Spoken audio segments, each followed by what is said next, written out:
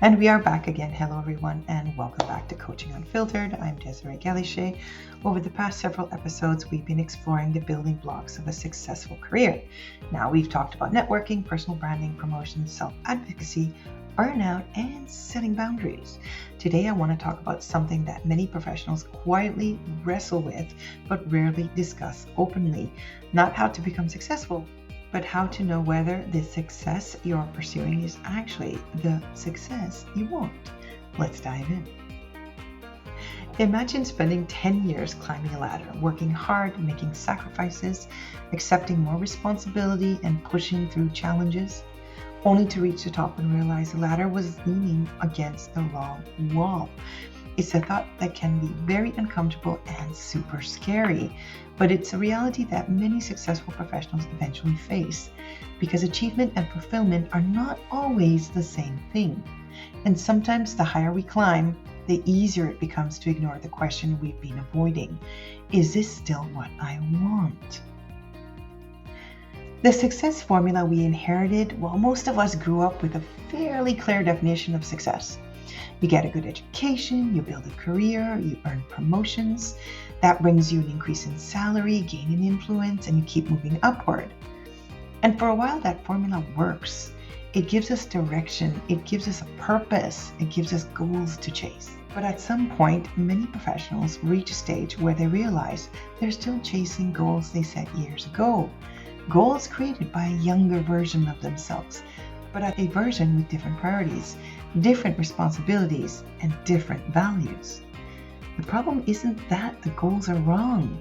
The problem is that we often forget to update them. Now, here's the danger of career autopilot. One of the greatest risks in professional career isn't failure, it's momentum. Now, momentum keeps us moving.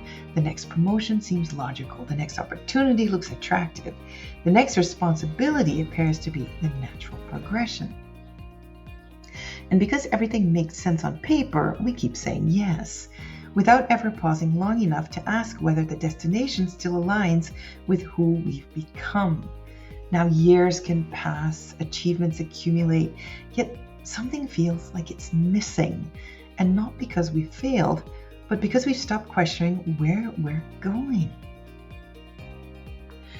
So what does fulfillment really look like? Now, many people assume fulfillment comes from reaching the next milestone, the next title, the next salary increase, the next achievement. But fulfillment is really found in external validation alone. It's found in alignment. Now, alignment between your values and your actions, alignment between your strengths and your work, alignment between the life you want and the choices you're making every day. When those things are aligned, success feels meaningful.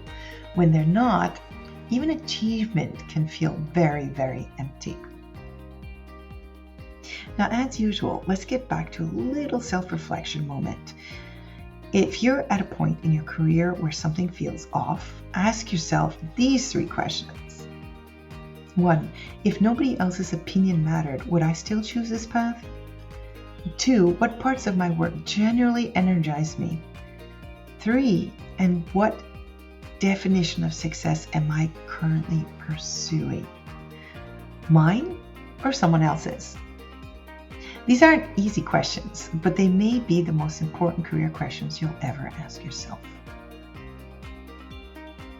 Now, it's not easy, but you need to have the courage to redefine success.